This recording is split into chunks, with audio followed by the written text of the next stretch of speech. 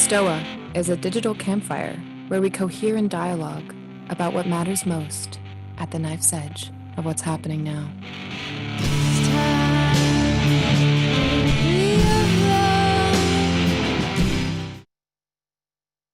Boom. The problem with playing good music at the Stoa is that you just want to keep listening to it. But we have to begin today because we have a special guest with us. So first, welcome to the Stoa, everyone. I'm the steward of the Stoa, Peter Lindbergh, and the Stoa is a place for us to cohere and dialogue about what matters most at the knife's edge of this very moment. And today is part of the Sensemaker in Residence series. And this is an invitation for Sensemakers to come in for a month, for 4 sessions, the same time each week, same day, to try to make sense on a certain theme and topic with us. And the idea is to evolve the conversation together. And today we have psychological superstar, Gregg Henriques.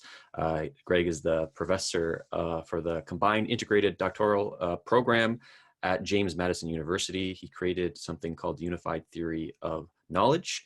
And this series is going to talk about his framework, both in terms of the meta-crises and kind of the opportunities for wisdom that our digital age affords us. So that is quite exciting. And the MC of this series, each of these series has their own MC. Sorry, I couldn't quite. That was Siri just kind of like talking to me. So we got Unjin Kara today, a Stoa super user, kind of a wild man. So I'm 5% nervous handing over the emceeing keys to him, but it feels right at the same time. So I'm going to tag in Unjin in a moment. Unjin's going to maybe introduce Gregg a little bit, the session and the question and A protocols, and then we'll go from there. And this is 75 minutes today, but next week or the next 3 sessions might be 90 minutes. That being said, I'll tag in Unjin.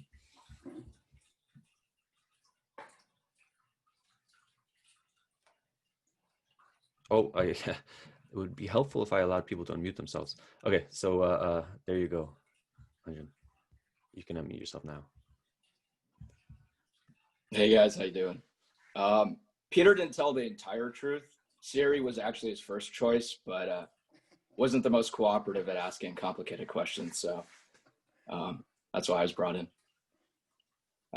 This is exciting. My dad's a psychiatrist. I grew up in a house full of psychology textbooks, and you'd have a pile over there that are about Jung. You have a pile over here about the brain, and you have a pile over there that's about Jonathan Haidt, and you'd just be like, wait, they all say different things. And the dinner table often was my dad being like, wait, none of this makes sense. Sometimes I pick from there, sometimes I pick from that. And so psychology for me, in a very visceral sense, has been this multiple piles of books around my house that didn't talk to each other. I found out about Gregg reading a book about ADHD, and it was talking about a similar thing where in ADHD, there's so many different theories, from the brain to neuroscience to the social aspect to development. And once again, not much of it talked to each other. And one of the authors quoted Gregg and said, hey, there's this interesting guy. I couldn't pronounce his name at the time, but Henriques 2011, with his unified theory of psychology. And it seemed grandiose, and I was like pretty skeptical. But it's pretty stunning to see what Gregg has accomplished. He has a sketch on his website where he's got in 1997, he's done a little pencil sketch of what the theory of knowledge is. To see in 2020, people on YouTube and the internet finding out about him is just marvelous. Because the TOK for me in that second was, oh my God, those are all the books in my house coming together. Finally, somebody's put it together. So Gregg, excited to have you on. The way the session's gonna go is 75 minutes. Gregg's gonna do a lecture. Then we're gonna have a Q&A afterwards. Feel free to put your questions in the chat and I'll pick the ones that get upvoted. Do a +1 if you see a question for the first time. What could be helpful for me is if you see a +1, if you, instead of just writing +1 again, if you could make it +2, and if you see a +2, make it +3, it's gonna make it easier for me to see the most upvoted questions. Let's try that out. And there's gonna be 4 sessions, and Gregg, take it away. All right, man. Hey, that was Thank you. That's very warming of my heart and soul right off the bat, man. So I appreciate that. You know, it's good to see somebody else that's living the problem of psychology with all the damn piles of books and Brain and Jung and Jonathan Haidt. I love that, you know. Yeah, that happened to me in the mid-1990s. It made my head explode. And then I was like, well, what the hell, you know? Why is there so much chaos? I went down a rabbit hole and found something perhaps, and really happy to be here to share it. It's wonderful to be at the knife's edge. That's why I always try to be in it. So it's a great opportunity. And I look forward to these 4 sessions. So what I had planned was, yeah, I was gonna run through maybe a 45-minute lecture or so. But certainly, you know, we can stop at I got various places where you can stop and dialogue. Give you an overview about what I'm looking at in relation. But it's also, you know, iterative process. I've really enjoyed all of the conversations that have been with, you know, Schmachtenberger. I know Daniel Gortz is going, Bonnie's happening. I listened to Zach's, you know, so many brilliant people here. I'm just really honored to be a part of it. So thank you, Peter, for the invite. And I look forward to sharing with you my version of reality.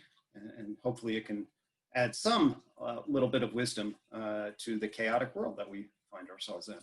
So I'll go ahead and share my screen.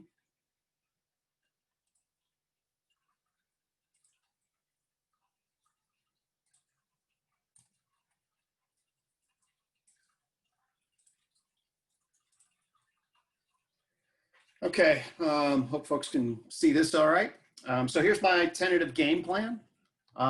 So what I'm going to give you today, just sort of is a flashbang tour of the garden, all right? So my garden is my religion that's not a religion. You hear John Vervaeke and Jordan Hall talk about that. And I want to share with you why I fell into, from in the mid-2000s, a new atheist view into what would be sort of a naturalistic spiritual view. And some of my connections in relationship to that, some of the symbolism that's in that, why the hell I created a cartoon out of my theory. Certainly my dad wondered about that. He's a professor of history. What the hell are you doing?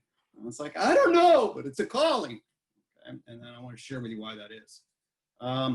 Next week, I was thinking I would dive into justification systems. All right.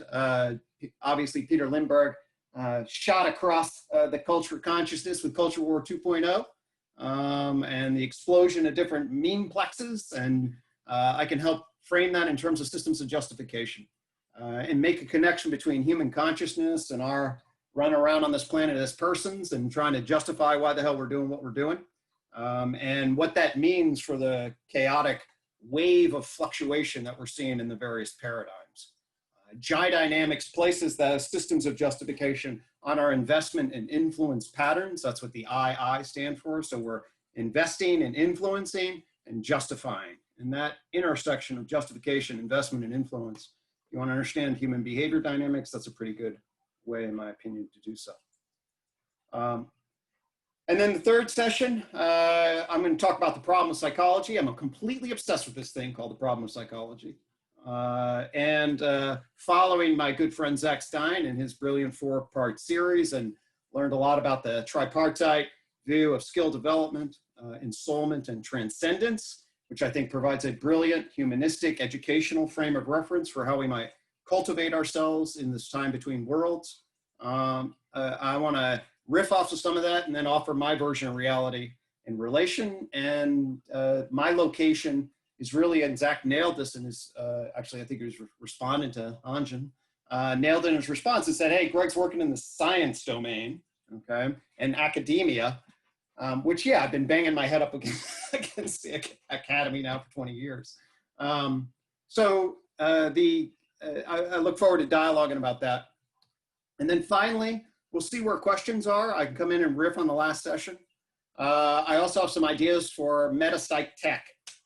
So Jordan Hall, John Vervaeke got together, and John was talking about the psychotechnologies that we need, and then Jordan was talking about coherence, and it was like, hey man, we need a meta-psychology tech system. It's like, well, for the last 20 years, in many ways, that's essentially what my journey has pushed me into.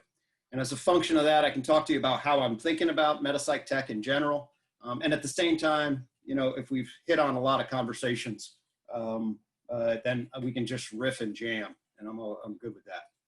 So that's the basic game plan of the month. This is a 21st century vision of wisdom. I'm not going to be talking an enormous amount about wisdom. There's now in the last 10 years, 20 years, been an academic enterprise to try to delineate what is wisdom, where does it come from, what are its elements. I'm going to offer you a quick frame of reference on wisdom. I'm happy to talk about wisdom. For me, the short summary of wisdom is the cultivation of knowledge and practices that lead to valued states of being. Okay? So fundamentally, that's what I'm after. And so our question is, given the current state of affairs that we find ourselves in, what are the sense-making, knowledge systems, and the cultivation of practices that lead to what we can reflect on, and of course be open to changing, to be our valued states of being. So that's fundamentally what this is about. It's about sharing with you my sense-making. If we get into practices, what I use as a psychotherapist, as a neurotic son of a bitch, all that shit to help cultivate a sense of being in this world that has purpose, matters, seems to add some well-being to self and others. So I want to start off a little bit to help folks. My system, this thing, I want to offer you some thoughts on grokking this thing, at least to enter into it, because a lot of people will experience my system as a bit of a maze or a cathedral. It's got a lot of twists and turns. It's got a lot of references embedded in it. So I want to at least start off and try to open up a frame of reference to this big system, the unified theory of knowledge. So we'll have some ideas about grokking the system. And then that means we have to say, well, what exactly is this system? So it's the overarching term for this, kind of behemoth network, a cathedral of ideas, is the unified theory of knowledge. To grok the you-talk, it's helpful to start thinking of it as a unified theory of knowledge, tree of knowledge system, okay? And the word tree has got a play on several different meanings. Okay? So the first meaning is this cartoon depiction of a tree that can be thought of as the unified theory of knowledge tree. It can also be thought of as the me atua tok tree, which me stands for metaphysical empirical. And yes, this is a yin yang symbol with little me's around it. It also spells out meme if you pay attention to it, M-E-M-E. There's a unified theory, a unified approach, and a theory of knowledge embedded in the structures. The unified theory of psychology, a unified approach to psychotherapy, one of which is a pure reason, the other is a practical reason that merges philosophy and psychology together into a new theory of knowledge. On the unified theory of knowledge tree are 8 branches, and this is where it gets kind of confusing. The tree of knowledge system represents the first branch on the unified theory of knowledge tree. To understand that is to understand my history. This was actually even discussed a little bit. It was in 1997 that actually the 4 cones, I was fired it up one day and 4 cones fell out of my head. And my life hasn't been the same ever since, back in 1997. So for 4 years, I worked on and really elaborated and then ultimately published in 2003, the tree of knowledge system. At that time, I'm really basically trying to essentially grok natural science and do so in a way that allows me to make sense of the science of psychology. That's my first sort of vision, not a small task by any set, but this view of knowledge and cosmic evolution allows me a new way to sort the variables and extract meaning. But it's also, and ultimately what I would now call sort of as modern empirical natural science, meaning if those of you are familiar with big history, it's essentially a map of big history in a way that solves the problem of psychology. And I now recently refer to this as men's knowledge. That's modern, empirical, natural, scientific knowledge. That started in 1997. However, from 1997, really, it launched a different kind of frame of reference that I'll be sharing with you in relationship to the garden, okay? The unified theory of knowledge is a wisdom-oriented philosophy to ground men. So we need to move from men's knowledge to women's knowledge, okay, in the 21st century. And my wife appreciates that and has been telling me that for a long time. So it is a transition from a scientific theory for the science of psychology into a scientific, humanistic, wisdom-oriented frame of reference that's grounded in science. But it's also grounded in science in a way that reaches out to our other systems of justification. Scientific systems of justification are grounded in logos, logic, analysis, and attempting to get at objectivity. Okay?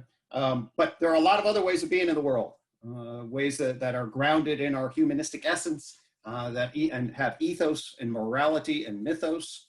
Okay? So it's to grok the system, you want to understand the tree of knowledge system is in dialectical tension with this metaphysical empirical theory of knowledge as a whole. And there are pure reason and practical reason elements that are embedded in it. Okay. It's also the case that I want to make a acknowledgement here that there's a connection between this version of reality and the Bible, of course. You can't help but note it's the tree of knowledge system if you know any Sunday school. And obviously then you have a tree in a garden. And I'll just also make a tie-in. So here's Jordan Peterson, who I really appreciate his Bible series. He opens up his Bible series talking about Genesis, okay?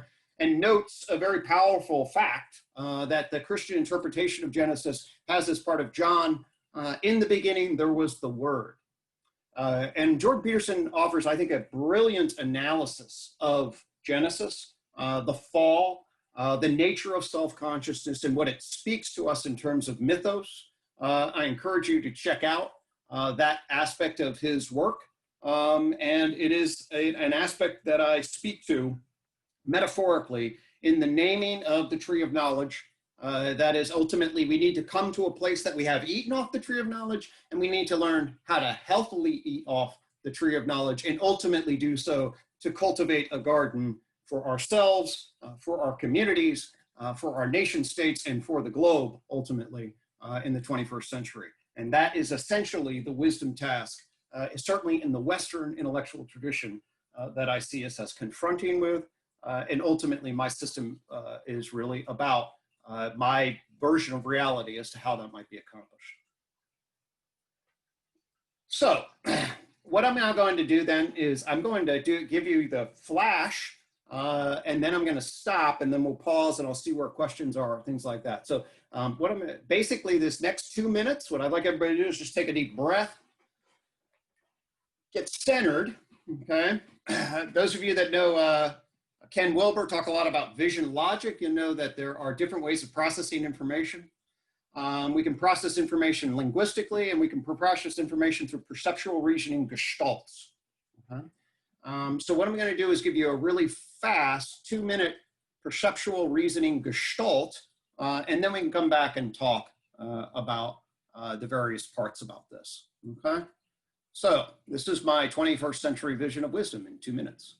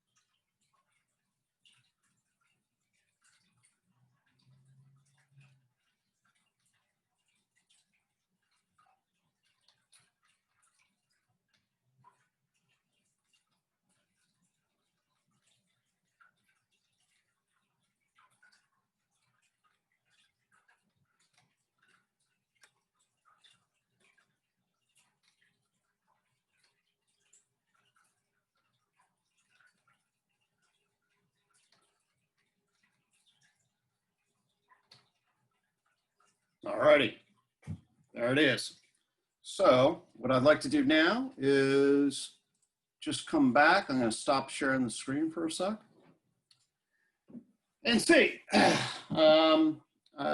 let's see, Anjan, I'll check in with you and see if you have thoughts about any questions at this point want to take, or I can jump back in and then do the more detailed analysis of the garden as the game plan.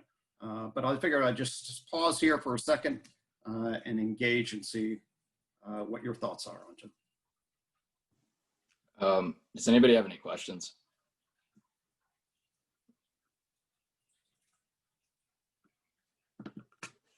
Okay. Greg, if I could throw my 2 cents in, I think when I first approached your work, I got overwhelmed when I came across the garden. Like, it was a lot of information for me. Yeah. I think what helped me was you had this story of just the TOK, like kind of the big history story. I'm curious if you'd want to start with just focusing on that, or that framing, if that would be of interest to you, and then kind of expand to that. Sure, absolutely. Yeah.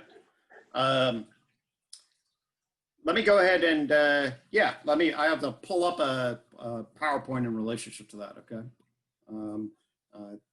That's definitely to organize the frame of reference. The reason I didn't actually start there was because I was back at the Stoa, I don't know, I think it was in, I remember exactly when the hell it was, June or something. And I did do a TOK on that. That was sort of the focus. But it probably would help to go back and just have some frame of reference in relationship to that. So let me pull that up and give a little frame on that, okay? Does that sound reasonable? All right. So let me find it real fast and I'll be right there.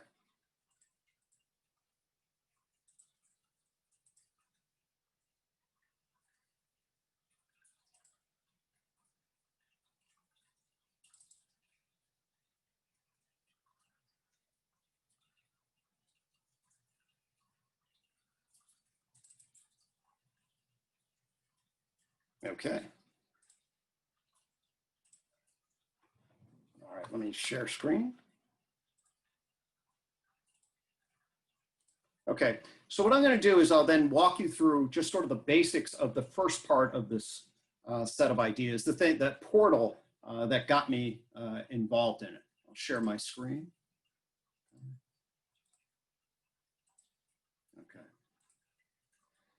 Okay, so the tree of knowledge system, all right, provides a framework, a novel framework for us to think about ways in which we want to map both reality, okay, and our scientific knowledge of that reality. That's one of the things that is important to realize about the system, is because I came to the system, I'm a psychologist, not a physicist, okay? But what I did then is I sort of cracked the code, or at least this is my, through the process by which humans justify, okay? By realizing then, those of you that are familiar with John Vervaeke's system will know that he divides human knowing up into 4 different P's. We have a base of procedural knowing, sort of the most basic. We learn habits, we learn basic frames of reference, and then we can engage in procedural knowing. He talks about perspectival knowing, talks about participatory knowing. I would argue that we share primates. Okay. But we humans also have another 4th P. It's propositional knowing.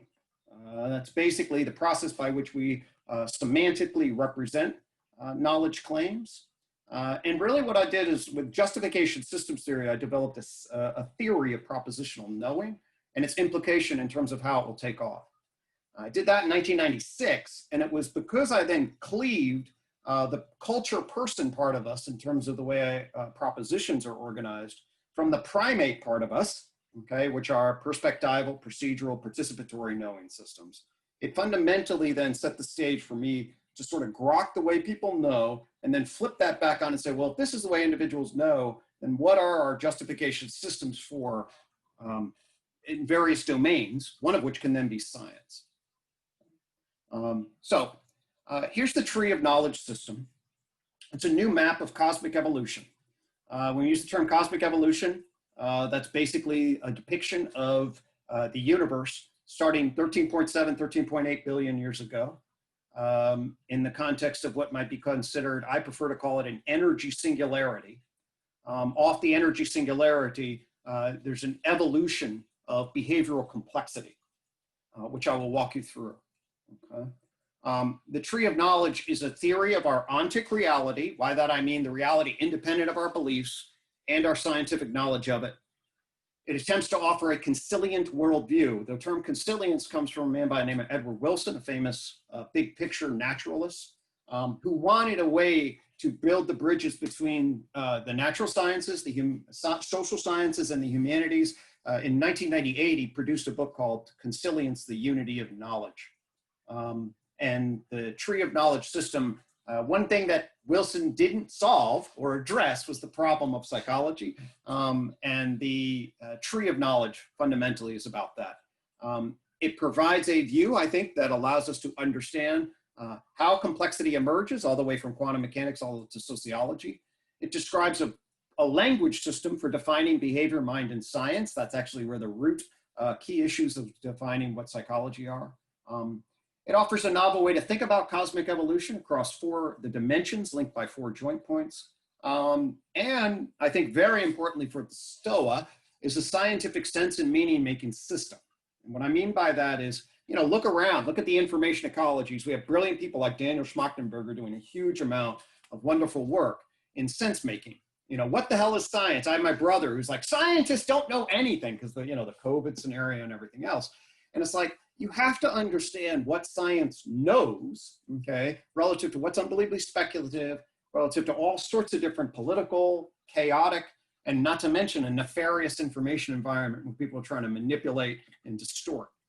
We need systems to actually then say, well, hey man, I'll say this system fell out of me in about 4 seconds, and it really is just elaborated on its sense. There's been very little fluctuation as a function of this. So there are, we're not going to go back to thinking of the Earth as 6,000 years old. I mean, evolution is here to stay. And the periodic table of the elements is pretty rock solid.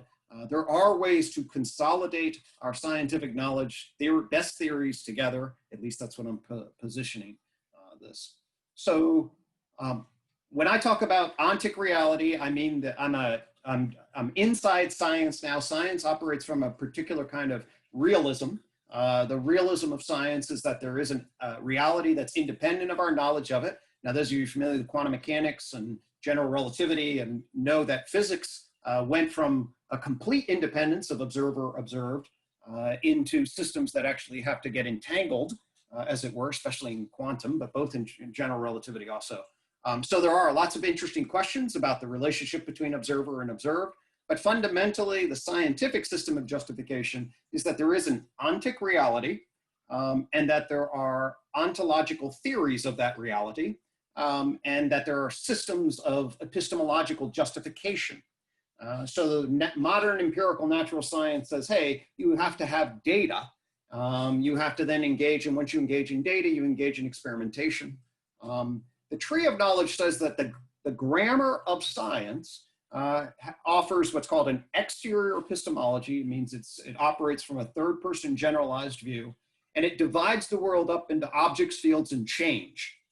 These are the fundamental elements of the grammar of science. That's really important to me as a psychologist, because there are some people out there that argue that psychology is the science of behavior. Okay? If you're following me, then you think about the idea that psychology is the science of behavior. Like, wait a minute, behavior goes all the way down. Okay, behavior goes all the way down into physics, and so the issue that psychologists get confused about is they then fail to separate key issues of ontology, which is the claims about reality, from epistemology, which is the process by which we know about that reality. So. Anyway, the bottom line is the tree of knowledge offers a theory of modern empirical scientific knowledge. It argues that we can describe object field change into 4 different dimensions of complexity known as matter. That's the first dimension, which emerges out of a pure energy singularity, life, mind, and culture. And that this represents an unfolding wave of behavior writ large.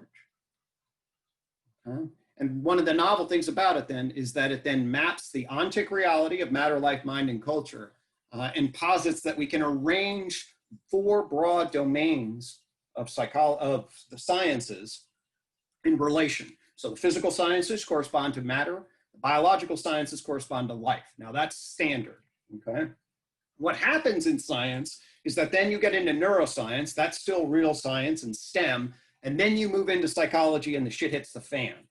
And what I mean by that is then there's an enormous amount of dispute and difference, so much so that you ask John Vervaeke, that there's an entire branch of understanding called cognitive science that breaks off from psychology and tries to be its own thing.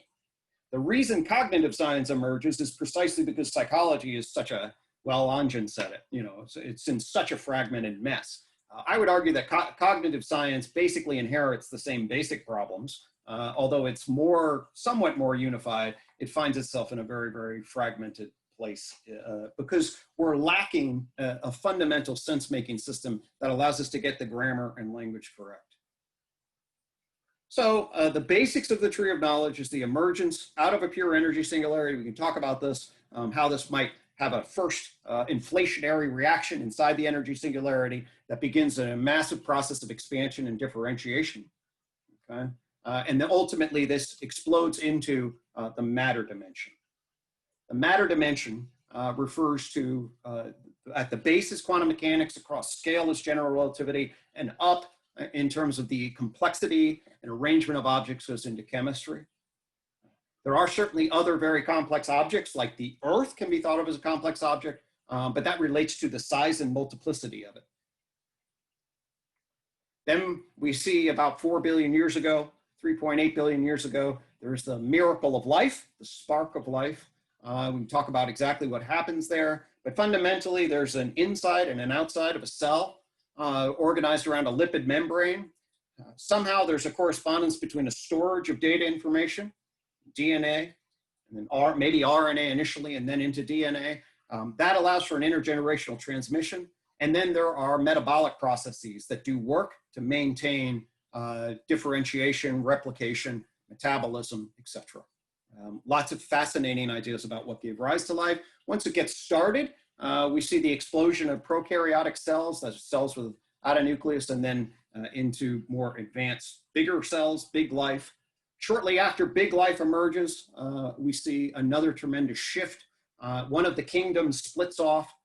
So you have kingdoms of plants and kingdoms of fungi as big life. And then you got the animal kingdom.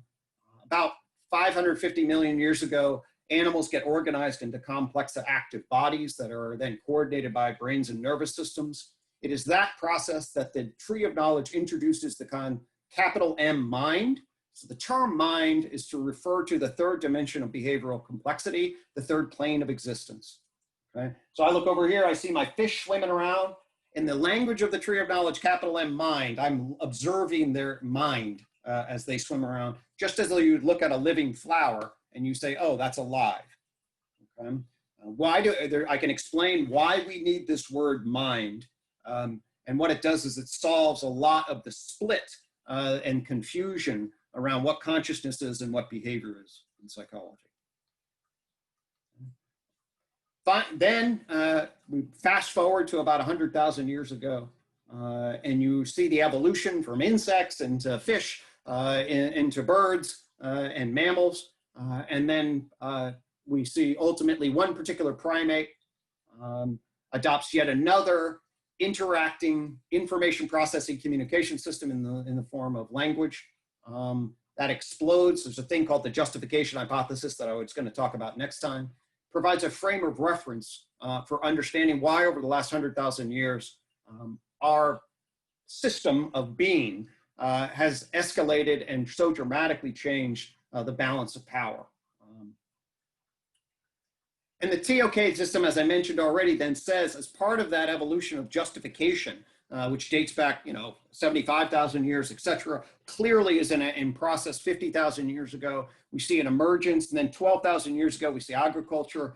It starts to merge with technology in particular ways, and particular kind of justification system that we call science emerges out of that and then functions to map the evolution of complexity.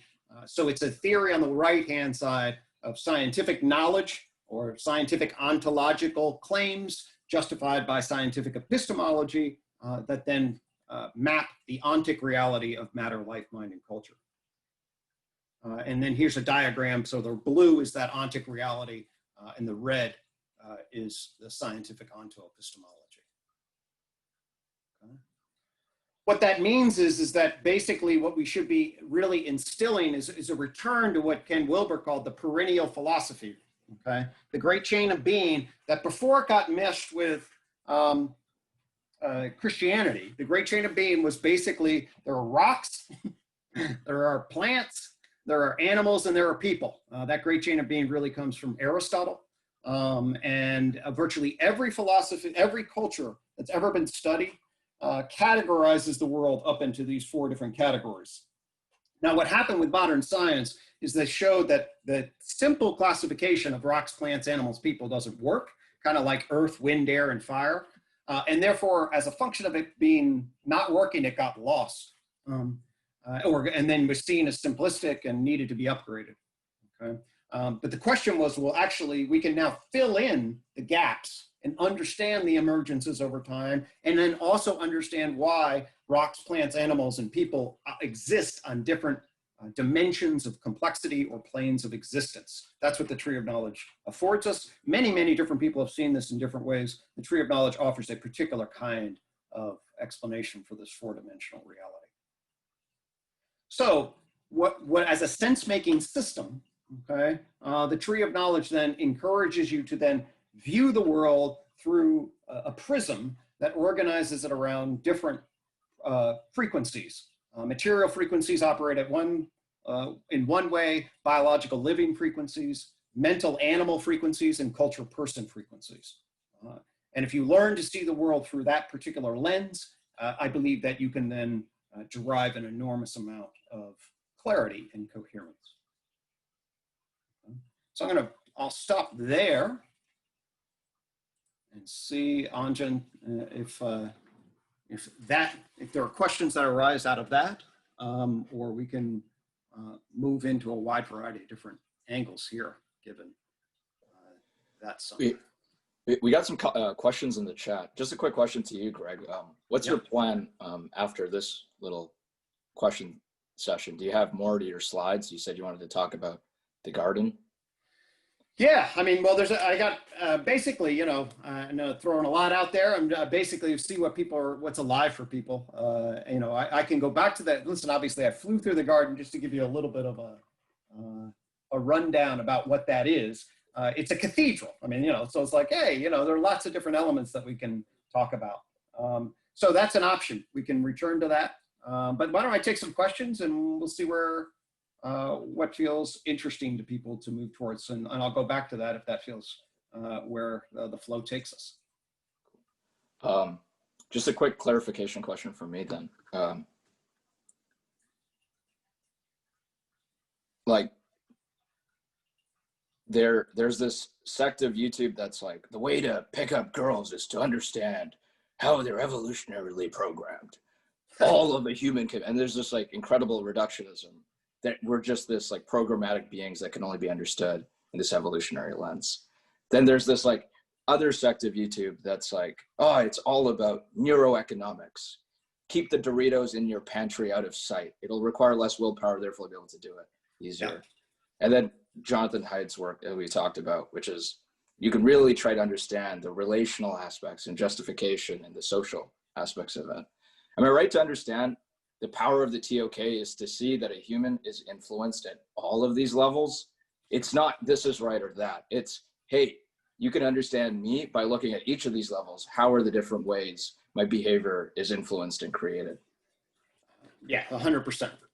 So what you have there is you know, I use the metaphor of the elephant a lot, you know, the blind men and the elephant, okay? That is that people develop paradigms to see particular lines of thought that are useful, okay? But what we lack is a paradigm that actually interrelates those lines of thought and then makes them cohere. And you hear that because then people make these absolutist statements, okay? Oh, everything's due to evolution, or everything's due to neuroeconomics, or everything's due to social construction. And the answer to that is clearly not. I mean, just not. You know, that's not the way it works. What you have is you're a system that operates at multiple levels and dimensions, okay? you're an integrated system that somehow is operating at all those dimensions coherently. The question is, how do you tease apart those dimensions and see their interrelation? Okay, that's the issue. So the social constructionist people make an unbelievably very point that we come equipped as a cultural primate, we come equipped to justify. Okay, we don't have content of justification, but we do. They don't make this point, but they then basically say, well, oh my God, if we're unbelievably sort of open at the level of justification, then what our sociocultural constructs are, then will play a huge role in how we dictate what's good, what's valuable, what men and women should do, what do we feel about the races? And of course that's true. I mean, look at, I grew up in a particular time, 5,000 years ago. If I grew up in Siberian Russia, my worldview would be radically different, right? Okay, so my system of justification is enormously influenced by the cultural context. At the same time, I can go and look at people across the wide variety of different domains and see, look, hey, everywhere you go, people care about sex, they care about status, they care about getting injured, they worry about food. There's an enormous amount of similarity too. And there are evolutionary similarities, that you want to understand through a sociobiological level. There are neuro-based realities. There are operant realities. That's the Skinnerian particular kind of view. All of those have validity in themselves, okay? For me, the question is, what's the interrelations between the paradigms? That's the meta-theoretical question. And then the real philosophical question is, what is your metaphysical language system that you can bring to bear? And can you achieve coherence and clarity with your language system? Those are the two things that I wrestle with most. We got some questions from the chat. So there's 3 questions that are pretty similar: Rain, Ron, and Cadell. So I'm going to call on Rain first, but Ron and Cadell, you're going to go next. Thanks.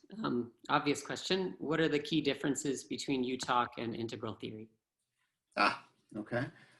I like a lot of integral theory a lot. It's a couple of things that I really love about it.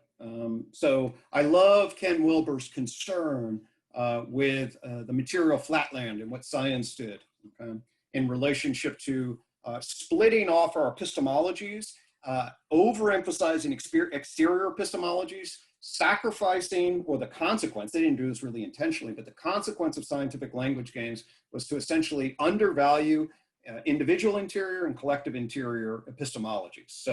And the quadrants then return us to goodness, truth, and beauty as a holistic philosophy is required for our fulfillment, right? That's one thing he did brilliantly in my estimation. The second thing that he does brilliantly in my estimation is understand stages and developments and the line stage, and in particular, sort of the ego development. It gets a little simplistic at the color level, okay? But his analysis in 2017, I think it was, about Trump and postmodernism, and that what we need is second tier is a little bit complicated because it talks down to people, second tier consciousness, all right, that you got to go into teal, and this creates all sorts of tensions because everybody are very sensitive to hierarchy, okay? But the idea that there's a rational and a post-trans rational developmental sequence, that you can see people on those places, that we want to cultivate a particular level of integration along those lines is absolutely brilliant. So those are some real strengths I think that he has. I challenge some of him in terms of a couple of different places. His deep spiritual ontology, I'm more spiritually agnostic. He makes certain kinds of spiritual claims. My friend Andre Marquis, who's an integral scholar, argues that he makes a bit of a category error based on his own subjective perceptions and then makes generalized claims about the nature of ultimate reality. That's worthy of some critique. And I also, basically, I do a lot of work in upper right, okay? So in quadrants, if you speak quadrant language, upper right, what he basically creates a material flatland ontology for the upper right quadrant. That is basically, in my view, a big mistake. You want to change your thinking scientifically from physicalism to behaviorism. And then once you go to behaviorism, you can actually get a behavioral view of the upper right that corresponds to phenomenology and social systems and culture in a much more coherent way. So my contention is I've got an ontology that matches epistemology. His ontology and epistemology relative to science is a little clunky. Seems very reasonable. Thank you. Sure. Ron, you're next, and then after that, it'll be Cadell. Thanks. Hey, Greg, this tags right on to what Rain was just asking you, and it's another Wilbur comparison question. Okay. And maybe you did answer this in a way, and you were just kind of alluding to it, but just in a very fundamental sense, do you agree with Wilbur's idea that consciousness goes all the way down versus the traditional perennial philosophy idea that consciousness only later emerges, either when life emerges out of matter or mind emerges out of life? You know, his idea, I think you know, is that every holon has an exterior and an interior, which is the way he puts it. Yep. And that consciousness not only goes all the way down, but is kind of like the origin. Yeah. And again, it sounds like you were kind of critiquing that, but I'm wondering I how you view that. Yeah, no, I'm not, I mean, there are sophisticated versions of panpsychism that are close enough to naturalism that I'm all right with. But there's no way in any level, in my estimation, it's not analogous to talk about a hydrogen atom having an interior. I mean, when we use the word as human beings, consciousness, okay? When I talk about consciousness, I talk about, hey, I'm conscious now, okay? And it does mean I have an interior. But tonight, when I get buzzed to go to bed, and then I'm out, okay? That consciousness is gone, so now I'm asleep, okay? And really, yes, okay, I'll flicker, my dreams will flicker on and off, all right? But you put me in a coma, I'm basically gone. And then and so to me, you need a brain, okay, to have phenomenology, all right? Without a brain, I'm pretty suspect. Now, you can absolutely have friends in physiologies, do cell research. You can say cells have cognition in the sense that they're complex adaptive systems that process information, okay? So I would argue that, yeah, they definitely have functional awareness and response, and there are definitions of consciousness that go into functional awareness and response. However, I don't believe they have any experiential awareness, and I believe that definitely it stops there. So functional awareness and response happens with cells. They have a sense, they're robotic essentially in the sense that, in my estimation, they would have no phenomenological interior, but they do have a sense-making interior. They do make decisions. They have autopoietic, complex adaptive functions that they process. But I don't think that to apply the word consciousness, even in a small amount, makes much sense. For me, consciousness emerges out of the neurofunctionality of mental behavior, which means it comes out of the animal mental dimension. I think it happens actually at the Cambrian explosion, and it corresponds to operant behavior in animals, basically. And there's a lot of, to me, cutting edge researchers that are explaining why that is right now.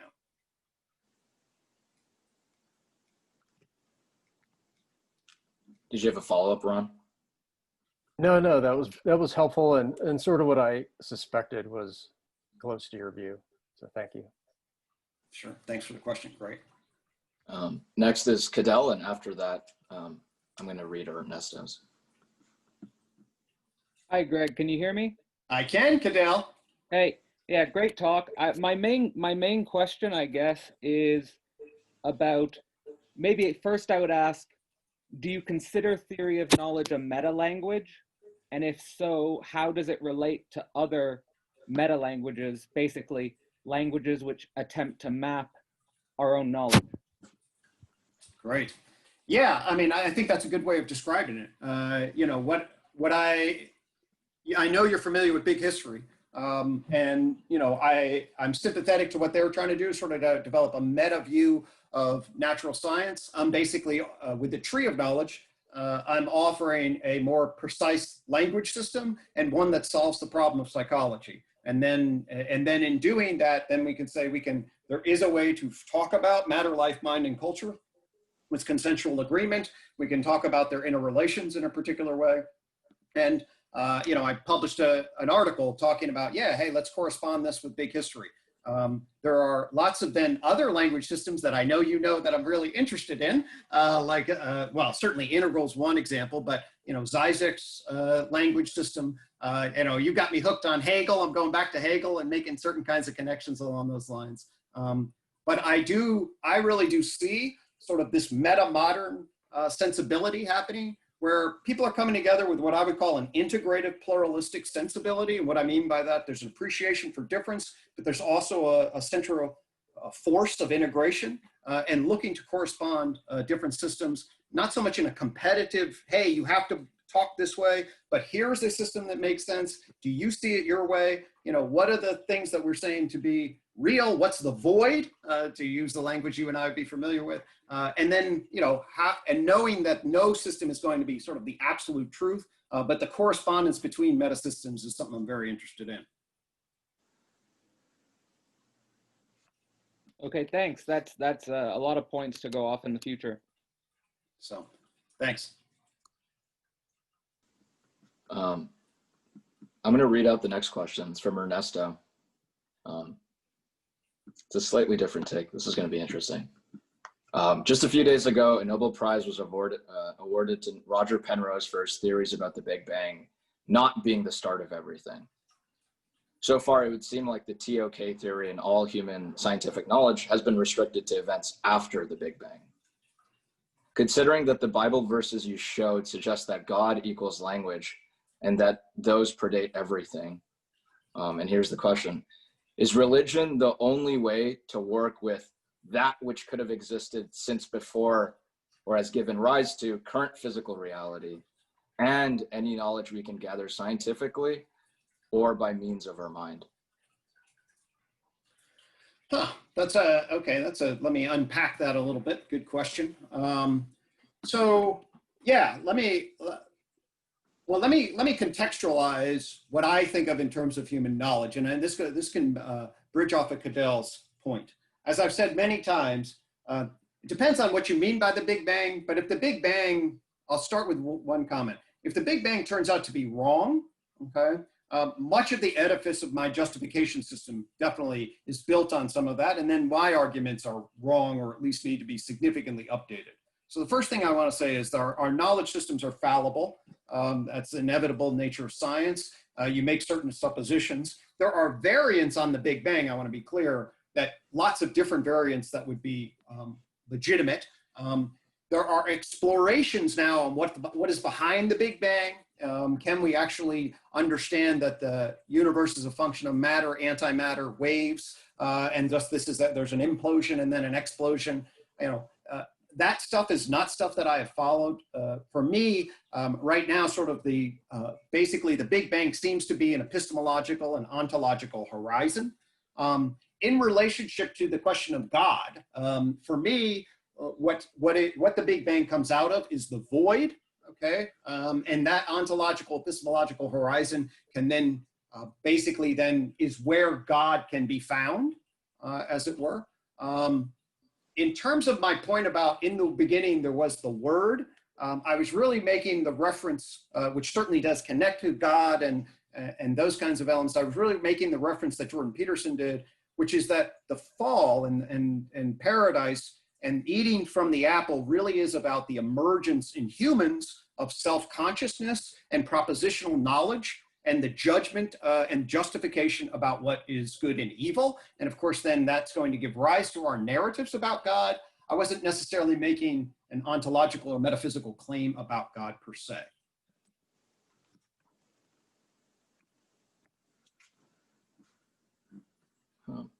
Ernesto, did you have a follow-up?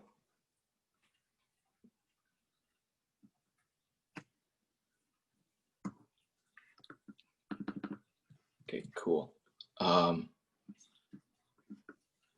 Greg, this is a little bit of a different question.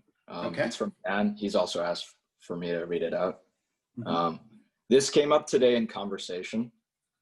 If an animal has consciousness, is it capable of aesthetic, ethical, and poetic processes?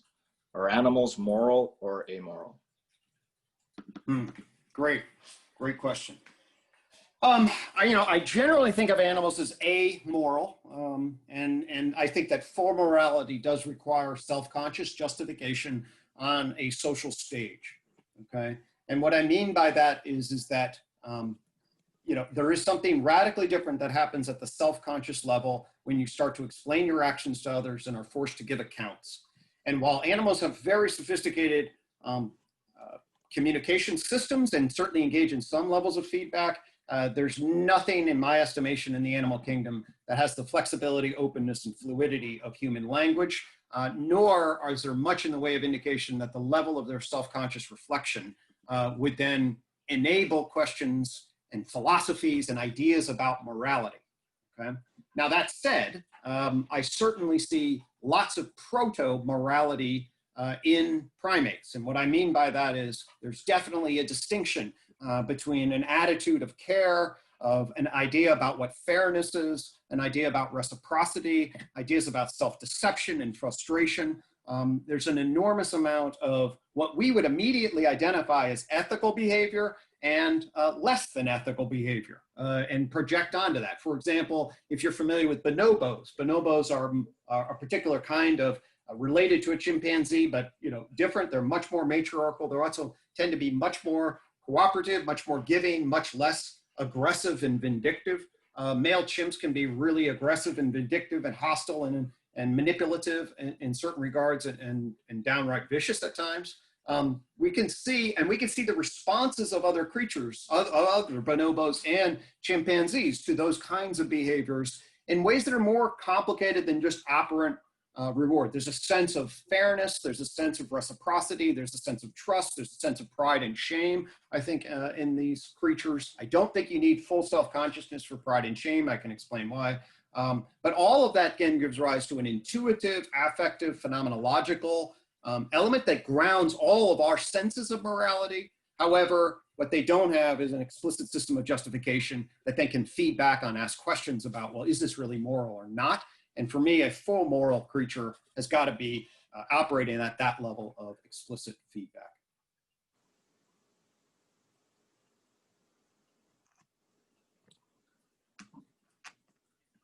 Peter's Force had dropped an article into the chat about there's a recent study. Crows are capable of conscious thought, science demonstrates for the first time. Yeah, well, crows are unbelievable. So yeah, and by conscious thought, there's no, so crows, lots of animals demonstrate self-reflective awareness, okay, at the proto level. And we've done, that's Gordon Gollop developed a test for determining whether or not an animal can recognize itself in the mirror, that we are seeing the expansion of conscious thought, and by that awareness of whether or not the animal knows or not. There's a study with bumblebees that just came out that bumblebees can do cross-modal sense recognition. Okay, so if it touches something and then it sees something, it can recognize the thing that it's touched by what it saw in a bumblebee. Okay, so there is no doubt that we are seeing serious cognitive capacities, and as far as I'm concerned, absolutely, crows will have experiential consciousness. They'll have deliberation. They'll even be able to have some demonstration of I know this relative to this. That's very different than self-conscious justification, I will say. Okay, so conscious thought does, when they say they're conscious, they don't mean like conscious like I'm right now saying, well, should I say this or should we go on to the next question? I'm gonna reflect on that. Explicit intersubjective narration is very different, but an intuition of self, what one knows, what one doesn't, even deception of other animals, the higher animals know that, and crows are some of the smartest creatures around, no doubt. Which is kind of surprising given their brain size. I mean, people were all trying to find out about this. I mean, this is, ethology and comparative psychology. I prefer the term comparative psychology, or now the term cognitive ethology is very common. But, great stuff. And I think it behooves us to embrace, we've undershot generally animal cognitive conscious capacities in my estimation. I think it behooves us to look and embrace. But it's also the case sometimes people overshoot and then say, oh, they're just as smart as us, or they have language as us. It's like, no, just look at the last 50,000 years. Something was a game changer in the way we behave. Alex had a question to that. His question is language necessary for morality? A lot of videos show animals helping each other out, even when it's interspecies.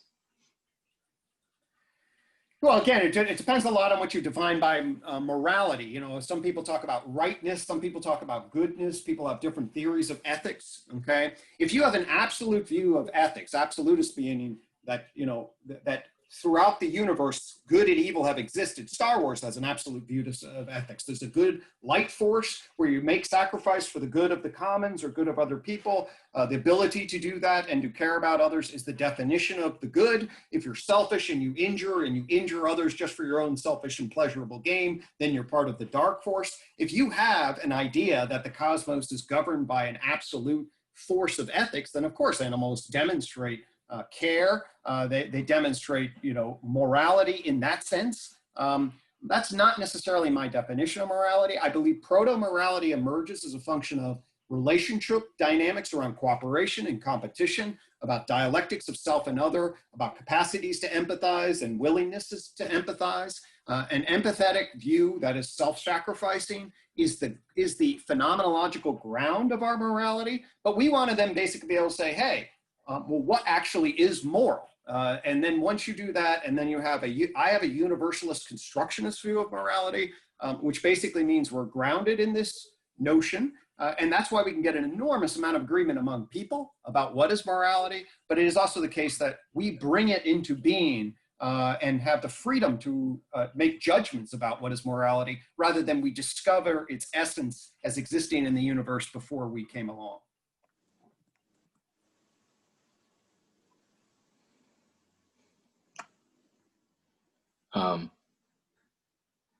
We have a couple more questions, but there's not so much more time today. What were you thinking, Greg? Do you think getting back to the presentation would make sense today, carrying it on next time, giving us some content? Let's keep talking. We have 15 minutes. Let's keep talking. And so I certainly, I don't know if there's a communication process, but if people want to see the garden, they want to talk about consciousness, they want more tree of knowledge, there's meta-psych tech, the whole thing's available. I do classes on this thing. So there's a lot of different directions we can go. I'd love to be responsive to where people's interests are and what feels alive for them. If you guys want to drop it into the chat, Greg was talking about the third session would be with Zach. So I think that leaves 2 other sessions. Of the topics that Greg's mentioned, like the meta-psych tech or the justification hypothesis, what speaks to mind? I think that could be helpful, as Greg just said. Peter Sforza had a question that kind of takes it back to TOK and psychology. If you don't mind fielding that. Peter, did you want to ask your question? I'd love to. Yeah, thanks, Anjan. I appreciate this, Greg. I've came across your work, being frustrated with sort of the limits of modeling, simulation, visualization, and trying to resolve different competing models and hypotheses. And so I found your paper, which I think is part of the backstory to the tree of knowledge.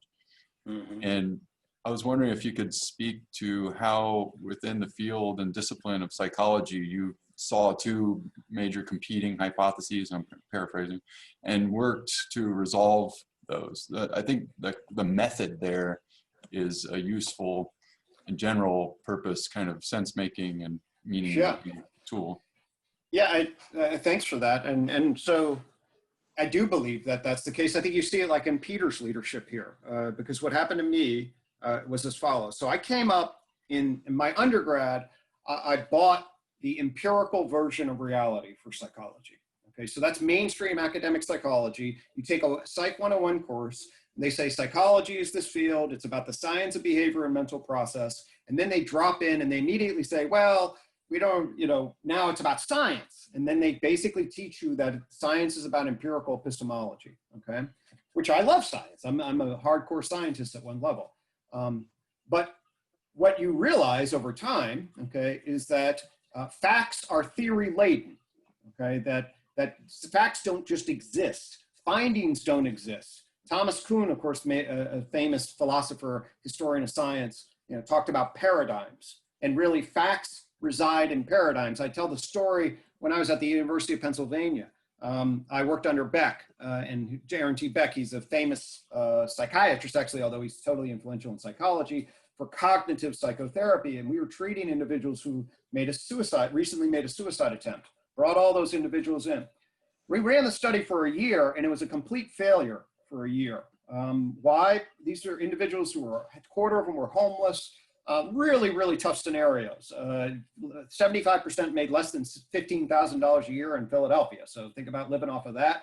75% had substance use problems, multiple disorders, and by definition, they came in making a suicide attempt. My job was to run this study. We ran it for a while. I figured out a few things about how to get people in, but then I couldn't get them in to stay. And then Beck learned about that, sort of blew up. We all had a big meeting, and we changed the study in lots of different ways, okay? And I'll get back to your question in a second, but this just makes the point. We changed the study in a wide variety of different ways, and then we reinstituted it, and lo and behold, it was a success.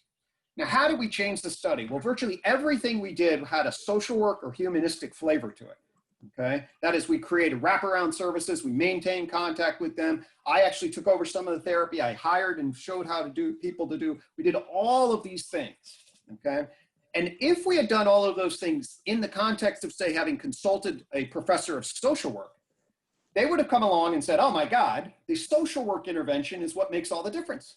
I mean, you have the data right there, okay? Well, in Beckian land, when the focus is on Beckian cognitive therapy, all of those changes are interpreted as tweaks necessary to deliver the intervention. So we didn't write them up at all. I just talked about them when I made a presentation. So all of those efforts were seen as error and necessary tweaks, yet if we had a different paradigm, we would have said that's the central intervention, okay?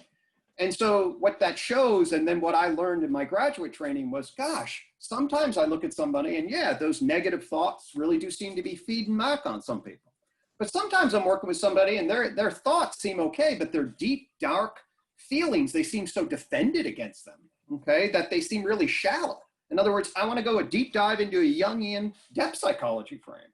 And other times the damn family system is so chaotic, I think they're suffering, you know, if anybody saw the Ordinary People, it's a great movie in 1980. It's like, really, the guy looks like he's this one that's got PTSD and depression, but it's the mom and the family system that's all effed up, okay? So family systems view is absolutely central. So over and over again, I saw all these different frames of reference.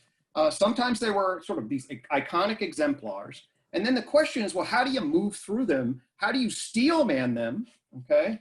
How do you respect that perspective without necessarily getting trapped and then defined against, okay? And that's a really key area. And I think that what like the Stoa tries to do in all these meme wars is everybody gets committed to their version of reality as if it's the only version of reality. No, it's actually an island of a version of reality in a sea of different possible versions of reality. So wake up to that, okay? Now, you can't stop there from my vantage point, because then all you basically get is eclectic chaos. All right, so then the question is there a meta superordinate level upon which you can actually see themes, you know, so you have a thesis and an antithesis, is there any kind of synthesis? And that's what I started hunting for.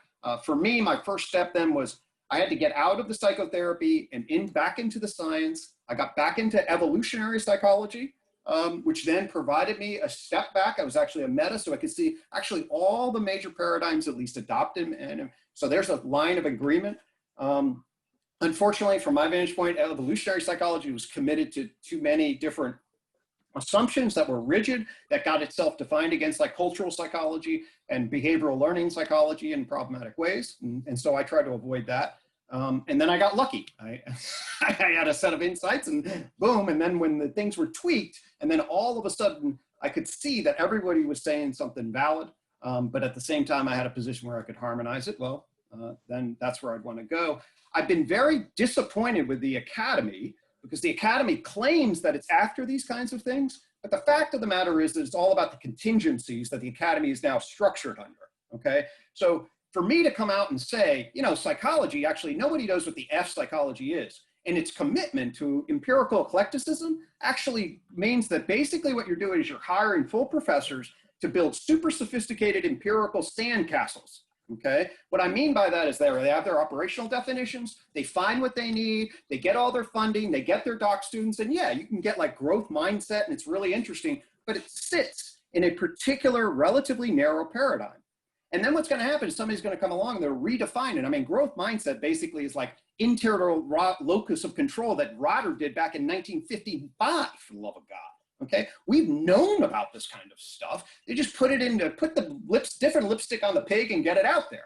But the fact of the matter is that we're not getting different cumulative elements. So my response to you is, we're going to hold different positions, want to do it non-defensively, want to steel man various elements. When you see contradiction, wonder about a higher order synthesis, and also look at how trapped the academy is in relationship to how entrenched it is. And once it gets established, man, it's really, really hard to move. Yeah, Peter, did you have a follow-up? yeah, it sounds like more towards like a pluralistic epistemology, and I agree. In the academy, it's challenged with the incentive structures and whatnot. In the modeling SimViz community, we kind of think about composability, interoperability as a grand challenge. And so the follow-up would be, you showed in your gestalt the movement from data, information, knowledge, wisdom. And in the mod SimViz, let's say we have architectures for data architectures, info architectures, knowledge architectures. What do you think about wisdom architectures in that? What would that mean in this kind of pluralistic epistemology? Sure. I will say, I want to be clear, I'm a meta-modernist, not a postmodernist. Okay, so postmodernism just embraces the pluralism, but then through usually a critique of modernism and the injustices that are associated with that, and then that embraces marginalized pluralistic systems, which at a justice level is good, but in and of itself then serves as a critique function, and then it devolves. Ken Wilber does this brilliantly. He sees this. We definitely need an integrated pluralism, okay?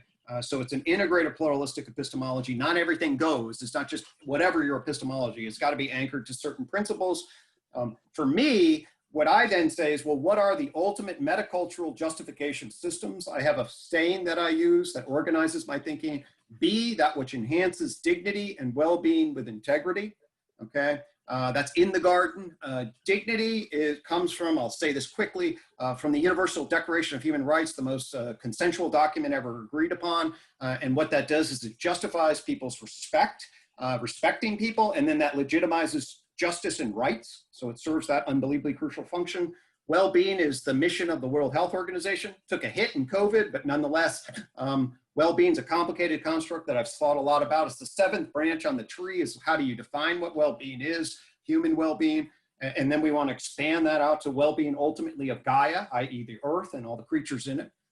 And then integrity refers to accuracy, honor, truth, along those lines. So for me, what I'm looking at when I'm looking at a system ultimately is I'm going to take a step and use my universal morality judgments along those values to see, things that don't conform in a big way.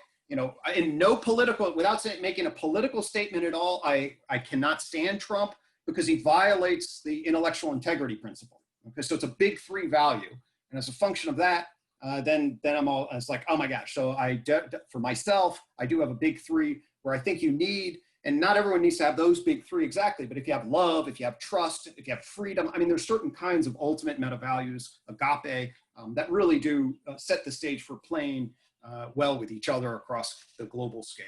And I embrace those things. Brilliant and inspiring. Thank you. Greg, we only got a couple more minutes today. I'm curious if you have any closing thoughts, if you kind of wanted to prep us for the following week, and if there was any way you could share the slides. Oh, absolutely. Yeah. Well, first off, I love the opportunity. I love this space, Peter. It's a great space. Okay. We have a lot of work to do, people. Okay. Look around. But there are opportunities for us to find better paths. So we just need to keep coming out together, figuring out ways to participate with each other, share ideas, figure out how to leverage the ideas that we have.